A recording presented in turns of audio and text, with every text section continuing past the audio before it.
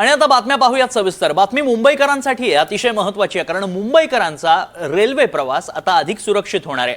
मुंबई लोकलच्या ताफ्यात स्वयंचलित दरवाजाची रेल्वे आता दाखल झाली आहे।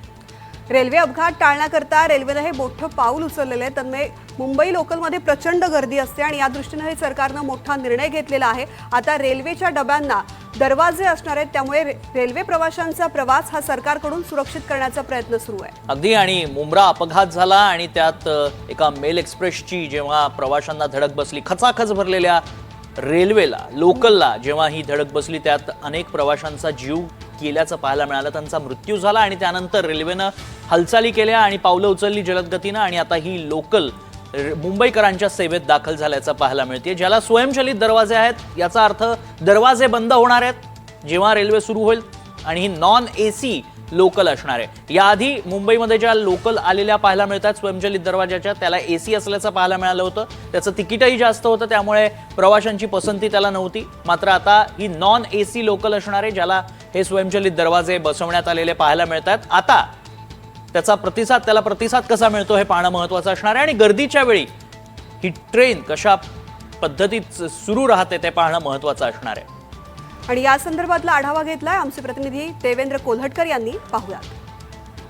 मध्य रेल्वेच्या ताफ्यामध्ये पहिली नॉन एसी स्वयंचलित दरवाजा असणारी लोकल दाखल झालेली आहे। सध्या ही लोकल कुर्ला इथल्या कारशेडमध्ये आहे। त्या काही दिवस या लोकलच्या चाचण्या केल्या जाणार आहेत आणि त्यानंतर ही लोकल जी आहे ती प्रवाशांच्या सेवेसाठी दाखल होणार आहे। ही लोकल कशी आहे मी आपल्याला दाखवतोय। स्वयंचलित दरवाजे जे आहेत ते आपल्याला पाहायला मिळतात, मात्र ही सगळी लोकल जी आहे ती नॉन एसी आहे। एकूणच या लोकलचं वैशिष्ट्य आणि ही नेमकी लोकल अशी का बनवण्यात आलेली आहे याविषयी जाणून घेणार आहोत। माझ्यासोबत मध्य रेल्वेचे मुख्य जनसंपर्क अधिकारी स्वप्नील नीला सर आहेत, आपण त्यांच्याशी बातचीत करतोय। सर, पहिली नॉन एसी स्वयंचलित दरवाजे असणारी लोकल मध्य रेल्वेच्या ताफ्यात दाखल झालेली आहे। गर्दीचा प्रामुख्याने मुद्दा असतो, अनेक लोक दरवाजामध्ये लटकताना पाहायला मिळतात, अपघात होतात। या पार्श्वभूमीवर ही सगळी व्यवस्था करण्यात आलेली। गर्दीसोबतच आपण प्रवाशांची सुरक्षा आणि संरक्षण याच्यावरती भार देत असतो आणि त्याच दृष्टिकोनातनं या लोकलची जी संकल्पना आहे ती करण्यात आलेली आहे। ICF द्वारे तयार करण्यात आलेली ही पहिली लोकल आहे, ज्याच्यामध्ये ऑटोमॅटिक डोअर क्लोजिंग सिस्टम आणि नॉन एसी अशी ही आपण प्रवाशांसाठी आणतो आहोत। या लोकलमध्ये प्रामुख्याने 3 बदल करण्यात आलेले आहेत। सगळ्यात पहिला बदल निश्चितपणे म्हणजे दरवाजे क्लोजरचा, डोअर क्लोजरचा आहे। आणि आपण दरवाजे जर पाहाल तर दरवाजामध्ये साधारण 2/3 भाग हा लोअरचा किंवा ज्याच्यामधनं व्हेंटिलेशन आतमध्ये येऊ शकेल, हवा आतमध्ये येऊ शकेल असा करण्यात आलेला आहे। सोबतच दुसरी सिस्टम म्हणजे ज्याच्यामध्ये रूफ माउंटेड व्हेंटिलेशन सिस्टम आहे। रूफ माउंटेड व्हेंटिलेशन सिस्टमची कॅपॅसिटी साधारणपणे 10,000 क्युबिक मीटर प्रति तास इतकी आहे, ज्याच्यामध्ये इतकी हवा ती सिस्टम प्रत्येक तासाला कोचमध्ये एंटर करू शकते। यासोबतच तिसरी महत्त्वाची गोष्ट म्हणजे याचे कोचेस वेस्टिब्युल्ड कोचेस आहेत। या वेस्टिब्युल्ड कोचेसच्या माध्यमातून गर्दीचं जे सुनियोजित विभाजन आहे ते आपण निश्चितप्रमाणे करू शकतो।